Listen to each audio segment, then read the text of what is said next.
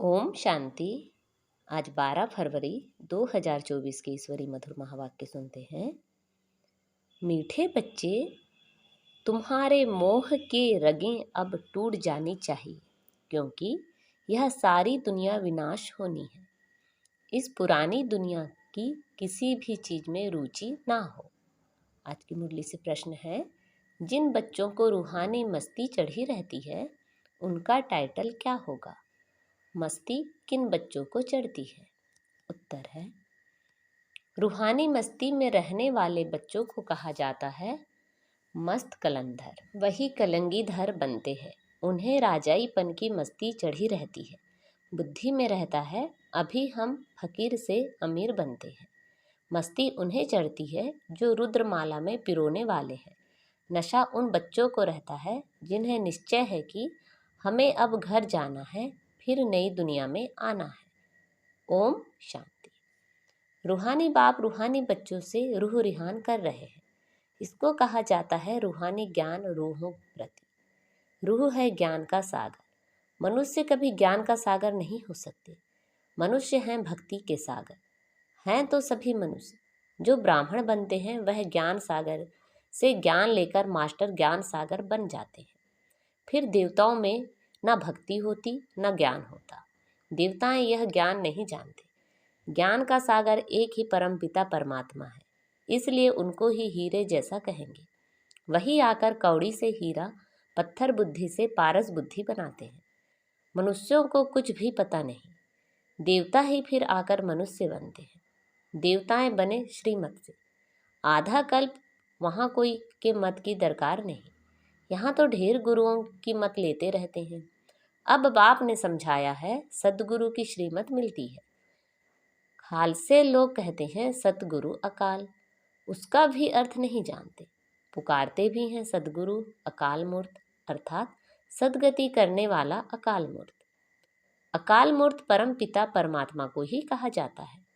सतगुरु और गुरु में भी दिन रात का फर्क है, तो वह ब्रह्मा का दिन और रात कह देते हैं। ब्रह्मा का दिन ब्रह्मा की रात, तो जरूर कहेंगे ब्रह्मा पुनर्जन्म लेते हैं। ब्रह्मा सो यह देवता विष्णु बनते हैं। तुम शिव बाबा की महिमा करते हो, उनका हीरे जैसा जन्म है। अभी तुम बच्चे गृहस्थ व्यवहार में रहते हुए पावन बनते हो। तुम्हें पवित्र बन फिर यह ज्ञान धारण करना है। कुमारियों को तो कोई बंधन नहीं है। उन्हें सिर्फ माँ बाप व भाई बहन की स्मृति रहेगी। फिर ससुर घर जाने से दो परिवार हो जाते हैं। अब बाप तुमको कहते हैं अशरीरी बन जाओ। अब तुम सबको वापस जाना है। तुमको पवित्र बनने की युक्ति भी बताता हूँ। पतित पावन मैं ही हूँ। मैं गारंटी करता हूँ, तुम मुझे याद करो तो इस योग अग्नि से तुम्हारे जन्म जन्मांतर के पाप भस्म हो जाएंगे। जैसे पुराना सोना आग में डालने से उनसे खाद निकल जाती है, सच्चा सोना रह जाता है। यह भी योग अग्नि है। इस संगम पर ही बाबा यह राजयोग सिखलाते हैं, इसलिए उनकी बहुत महिमा है। राजयोग जो भगवान ने सिखाया था वह सब सीखना चाहते हैं। विलायत से भी सन्यासी लोग बहुतों को ले आते हैं।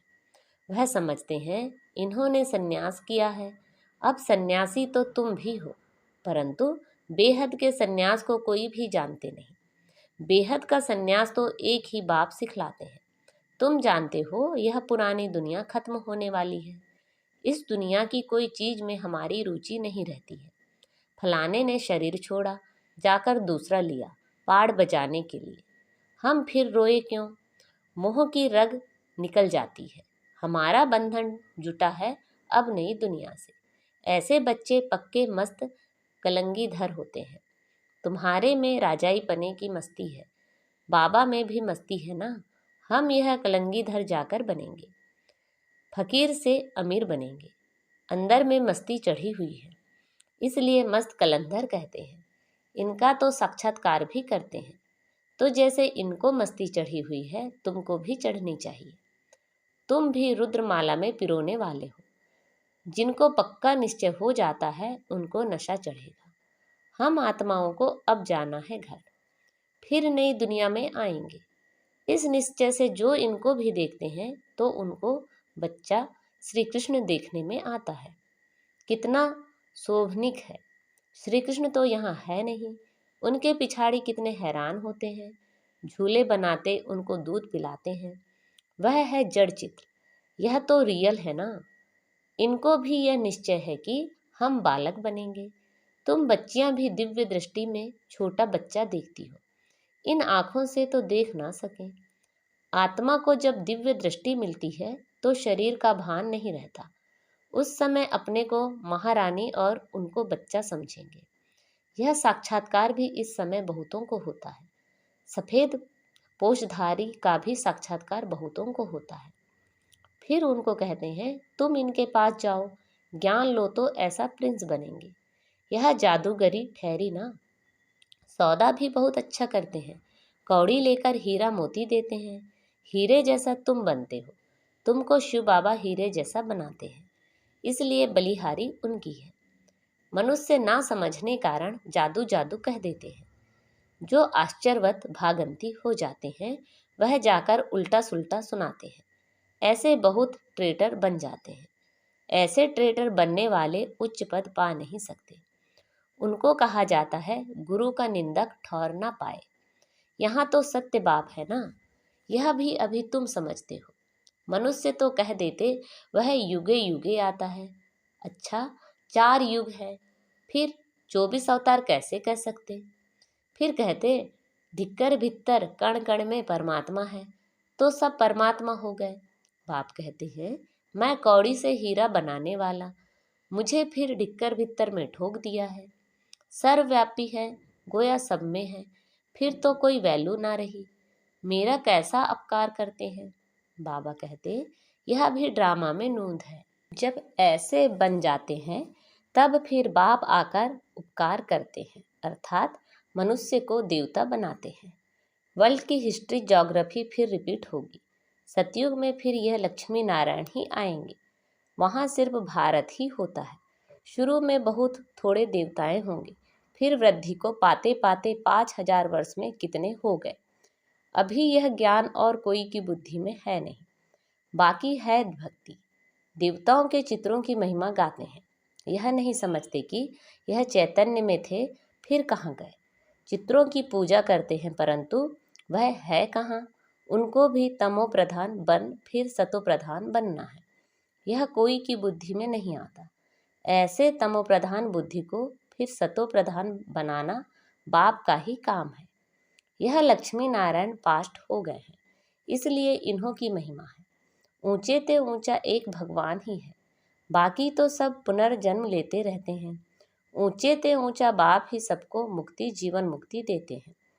वह न आते तो और ही वर्थ नॉट अ पेनी तमो प्रधान बन पड़ते।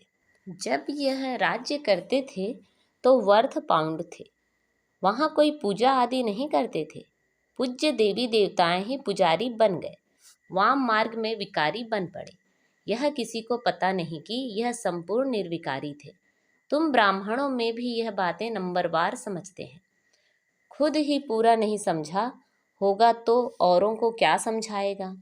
नाम है ब्रह्मा कुमार कुमारी, समझा ना सके तो नुकसान कर देते हैं। इसलिए कहना चाहिए, हम बड़ी बहन को बुलाते हैं, वह आपको समझाएंगी। भारत ही हीरे जैसा था, अब कौड़ी जैसा है। बेगर भारत को सिरताज कौन बनाए। लक्ष्मी नारायण अब कहाँ है, हिसाब बताओ। बता नहीं सकेंगे। वह हैं भक्ति के सागर, वही नशा चढ़ा हुआ है।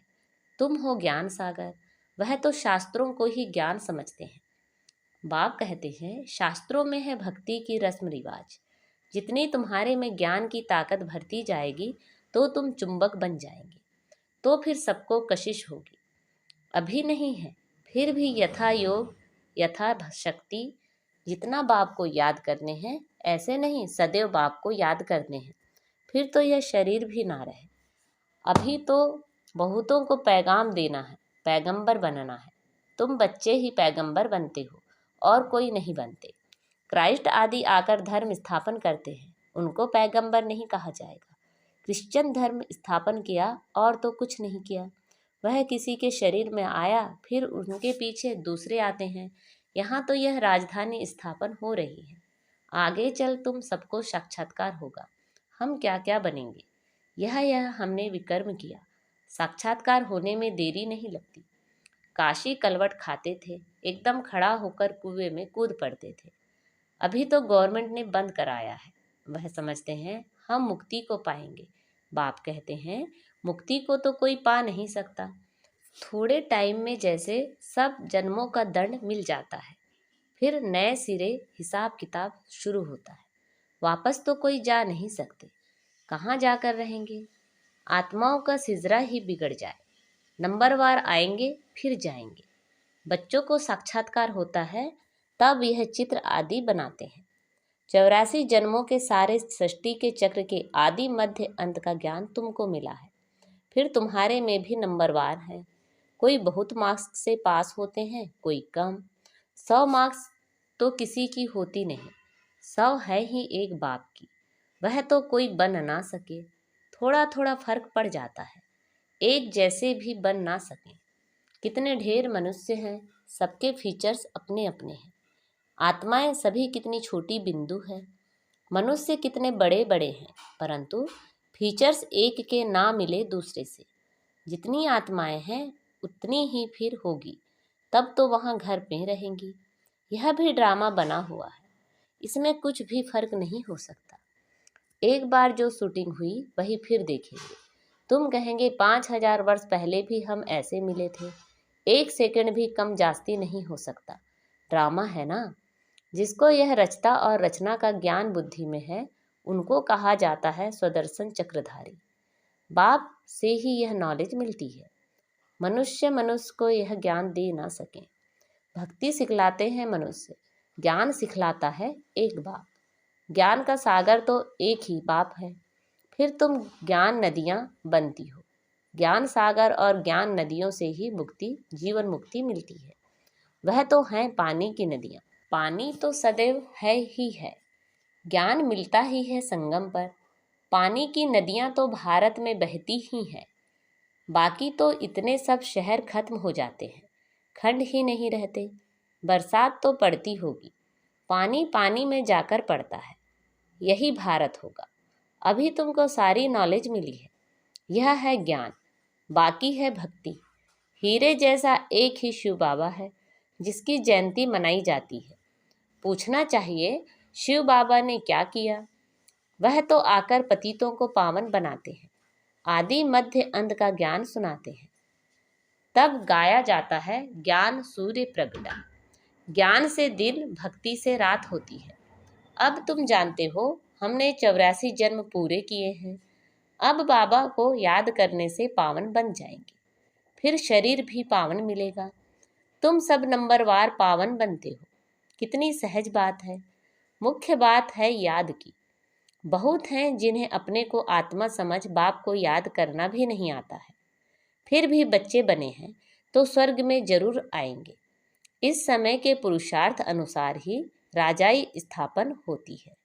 अच्छा, मीठे मीठे से खिलते बच्चों प्रति माता पिता बाप दादा का याद प्यार, गुड मॉर्निंग और नमस्ते।